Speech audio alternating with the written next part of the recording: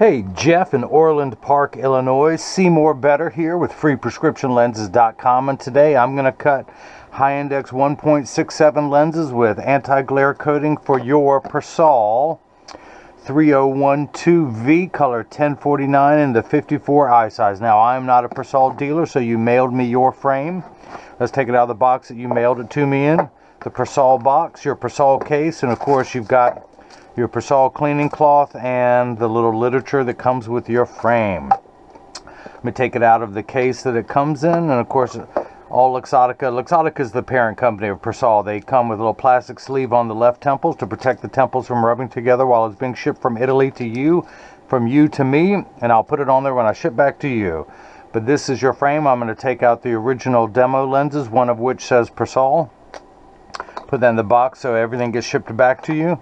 And I'm going to take your frame, put it into the tracing element of my blocker. But first, you are number 566. So years from now, if you need new lenses for this frame, I can ship them right back to you. I'm going to program this into the computer.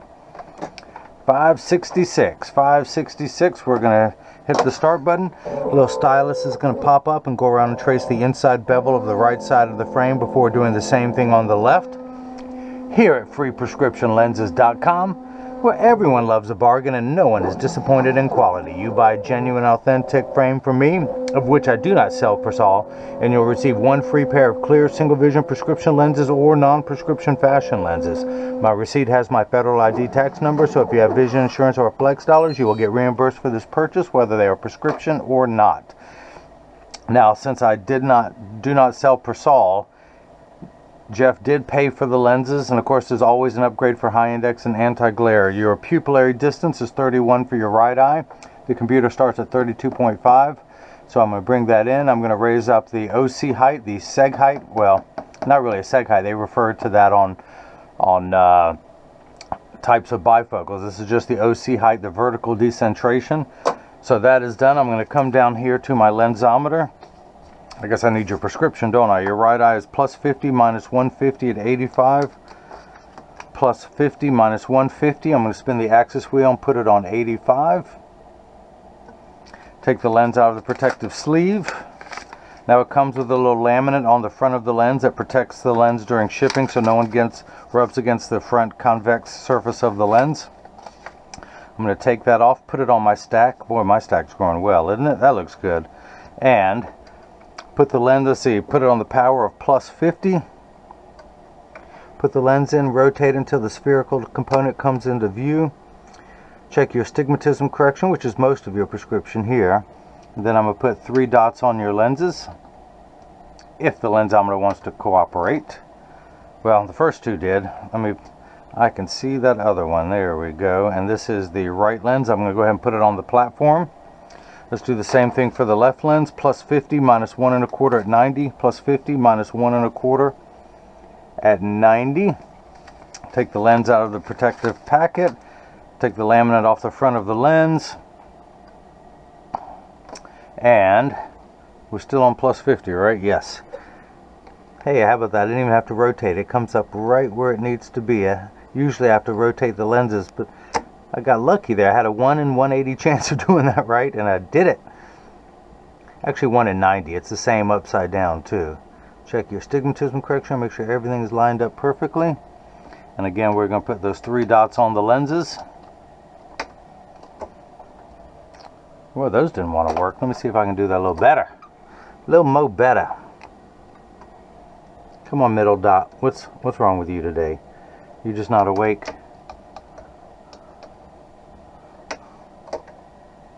Alright, more ink. More ink. More ink. Everyone's got to wake up today.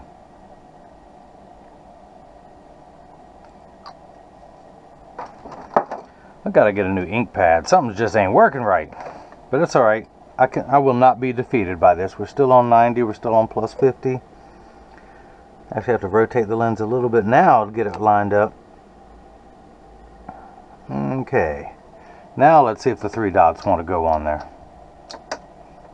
There we go. There we go. And a few extra speckled around. And this is the left lens. If you guys missed any of that, let me recap. Oh, you know that was coming. You saw it coming. I telegraphed that one. So So this is a block, as I like to call them, Jenny from the block. I need to attach this to your lens while it is cutting. So I need 2 double-sided adhesive stickers, of which I've got a couple here. Pull the first one off, the second one off. Line up the stickers. Put that one on there. On the back is a little silver button. It's going to do its job twice today. The first time is right after I pull the paper off to make the black side sticky. That magnet is going to line up to another magnet there in the arm. We'll put that there. Pupillary distance, OC height already set. Line up those 3 dots so that everything is on the correct meridian. And hit the button. The arm comes down, places the block onto the right lens. We're going to do the same thing now for the unright lens. The lens that ain't right, just like me. Pull the paper away, line up that magnet, put the lens onto the platform. Same PD for your left eye, correct. Let's go ahead and move that back over here. Everything's lined up perfectly. And we hit the button, the arm comes down, places the block onto the left lens. So this is the edger. This is what does all the work while I run my mouth. It costs $40,000. It weighs 200 pounds. I recommend everyone go out and buy their own, put it on your kitchen counter. Then you can cut your own lenses at home and you won't need this guy anymore to do it for you. But the actual cutting wheel is over here. It's a diamond covered diamond grit wheel to grind away your lens material until it's the final size. This wheel in the center that has that channel, that little valley, that's what's going to put the V-shaped bevel onto the lens. So it stays inside the V-shaped bevel of the frame. So I'm going to wake up the computer. That is the shape that we'll be cutting. These are not polycarbonate lenses. They are high-index plastic lenses. I'm not going to polish the edge of the lens, and I'm only going to put a bevel on the rear concave surface of the lens. Let's go ahead and place the lens into the chuck, or as I like to call it, the Charles, because I don't know the machine well enough to call it chuck. So yes, the magnet is going to do its job a second time right now. Hit the green arrow. The door closes, the clamp shuts, and then the lens is going to be traced by 2 white styluses, making sure that it's large enough to fit into the frame. It's going around, you can see as it's tracing the shape. And then the old carpenter saying measure twice, cut once. It's measuring the thickness of the lens at every circumference to know exactly where to place the bevel so you have the least amount of edge thickness showing, giving you the better cosmetic look. Now I can manually override the lens if I needed, or the bevel, but I'm going to let the machine do its job. So here's a unique thing. You see water spraying onto the lens. It does that for our plastic, high-index plastic, and Trivex. Most of the time, water is not spraying onto the lens. Now your lenses are made out of high-index. It has a slightly different sound than the polycarbonate I normally use. These are 167 high-index lenses. The AS stands for aspheric. Means that it has a flatter front curvature, so these are very thin lens compared to what they would be in plastic. But regular plastic, this is high index plastic, but the front curvature is also flatter, giving you a better cosmetic look. And of course you have the anti-glare coating because you're going to use these at the computer all day long. So now we'll move on to the bevel wheel. If you notice, your lens is completely flat around the edges. And now it's getting that V-shaped bevel. But the anti-glare coating is 3 features in one. It eliminates glare when driving at night. Well, reduces glare when driving at night. It eliminates it for some people, but not for all. But it also, from street lights, stoplights, computer screens, overhead fluorescent lights and such. It also goes by the initials ARC, which refers to anti-reflective coating, meaning that it reduces reflections as well. So when someone's looking at you, they're not looking at their reflection in your eyes. It makes for much better eye contact. Plus, if someone takes a picture with a flash, or if you take a selfie, you won't see the camera in the reflection of the lens. Now, the third feature that I like, which is the practical side, is it comes with the industry's hardest scratch coating. The machine that applies the anti-glare coating onto these more expensive lenses costs well over $1 million. It takes over 24 hours. The process from cleaning the lens, from vaporizing the coating on there to cleaning again to vaporizing again, does that 8 times. It takes over 24 hours to apply the coating, so protect your time and investment. They put the hardest scratch coating possible on there. Now I will open this door with my mind. Like that, I can do other things with my mind. I can melt ice with my mind. I can. It just takes me a couple hours, but I can do it. So let me just dry everything off. We'll see if it fits into the frame first time around. Tuck it in at the outside corner first, using my thumbs pressed down at the nose. And it snaps right in, so we're going to do the same thing now for the left. We're going to flip that over to L, put the magnet into the Chuck, the Charles, the Chucky baby. In fact, I'll have a contest. Who wants to name the artist formerly known as Chuck? Hit the green arrow, which is starred in every language. The door closes just like before. The clamp shuts. And then again, the lens is going to be traced by 2 white styluses, making sure that it's large enough to fit into the frame. You can see as it's going around tracing the shape. And just like before, measuring the thickness of the lens at every point along the circumference, the radius. Sorry, I didn't know there was going to be so much math to know where to place the bevel. So you have the least amount of edge thickness showing. Look at that, no edge thickness. That's what high index gets you. Now, polycarbonate, which I normally use, is 40% thinner and lighter than regular plastic. High index is like another 25 or 30% thinner and lighter than polycarbonate. But Jeff mentioned that he wears these all day long at the computer and he wanted something as light as possible.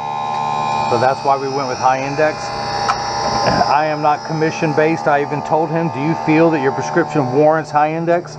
He says, I want the lightest lens possible. And I said, okay, you got it. I was not trying to upsell him.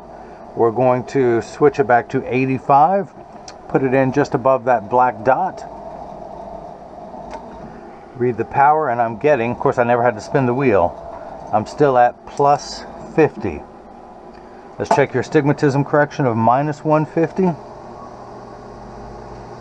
And we ended up at minus 1. Here's a unique one. Your lens is magnified. There's a plus sign.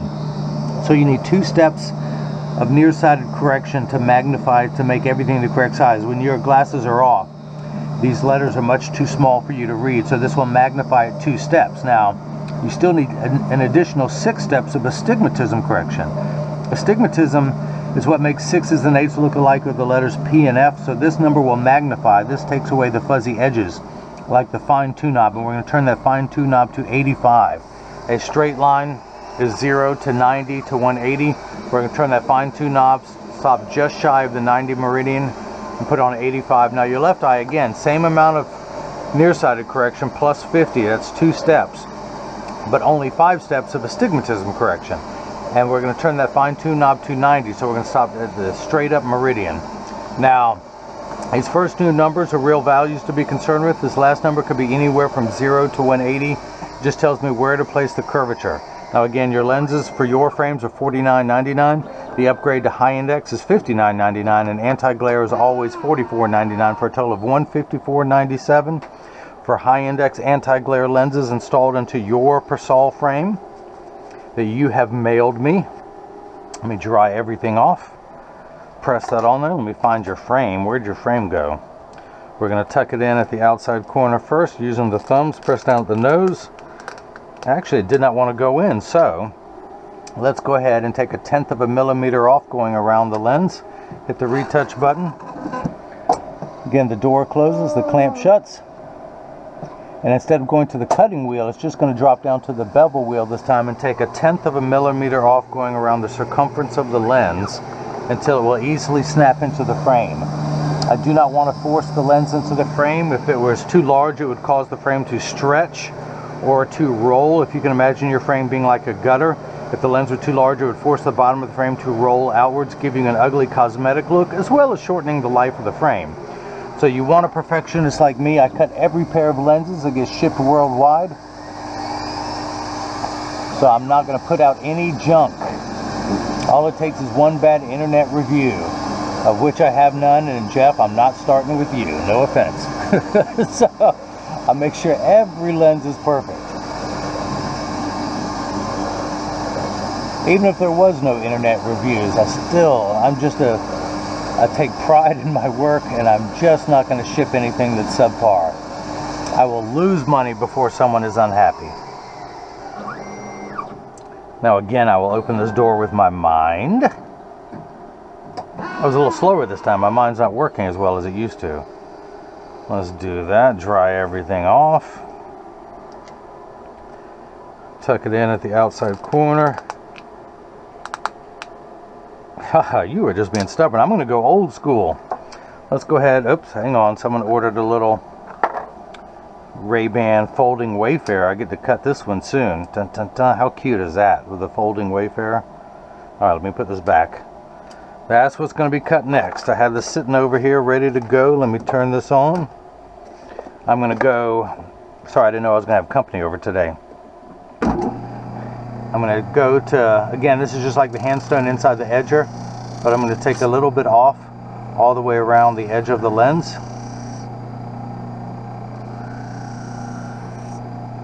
Until it easily pops into the frame. So let's see, there's the frame, there's the frame. Tuck that in. It still does not want to do it. It's fighting me. Come on now. Making me work for this video.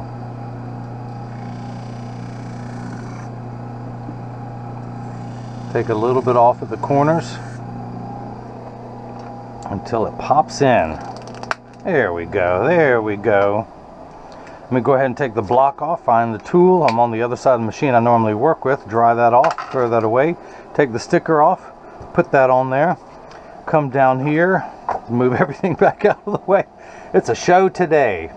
But one arm paper hanger. Put it in above that black dot. And again, I'm reading plus 50. Exactly halfway between 0 and 1. You have 1 1/4 steps of astigmatism correction. Let me check and read that power. And we're getting minus 75. Because again, if you had 50 cents but you owed out $1.25, you would be 75 cents in the red. That's where we're at, 75 in the red. So let me check your pupillary distance. It's 31 and 31 is a total of 62. I got a big dot on this side, a skinny dot on that side, but that's fine. When we look at the middle of that big blob, we're at 62, so that is cut perfectly. Of course, this is the time in every video that as I clean your lenses, and as I mentioned, there's free shipping anywhere in the US, but as I clean, let me do one other thing here. Let me really thoroughly clean this. But when I ship these, and of course there's free shipping anywhere in the US, and Orland Park, Illinois is still in the US, but you will get, there's a small chance these could fit too loose or too tight. However, there's an 80% chance the one side is going to sit higher than the other. That is because 80% of people have one ear that is higher than the other, and because of that statistic, 99% of all optical shops will do free adjustments if you ask them. But I'm going to get these in standard alignment first, also known as a 3-point stance. The 3 points are 1, 2, and the bottom of the frame being 3. I set them on the counter and press down. There is no wobble. Flip it over, press down, there is no wobble. Close each temple to make sure they overlap perfectly, and they do. Now, Persol has very unique spring hinges that actually has these metal bars embedded into the frame that gives it its flex. How cool is that? Persol, really nice frame company. It's one of the oldest frame companies in the world, out of Italy, and they just engineer some really nice designs. But if you've liked what you've seen, please subscribe to my YouTube channel. You can follow me on Facebook or Instagram as freeprescriptionlenses.com, on Twitter as freerxlenses. If you have any questions, you can email me at freeprescriptionlenses.com on the contact site, or people have had some problems, so just email me directly at freeprescriptionlenses@gmail.com, or better yet, leave a comment in the comment section below and I can answer that as well, and other people can learn from your inquisitive nature. So Jeff in Orland Park, Illinois, I hope you enjoyed watching as I cut high index 167 lenses with anti-glare for your Persol 3012, color 1049 in the 54 eye size. And everyone else has got the chance to see how I bring that love and feeling back to glasses. Thank you.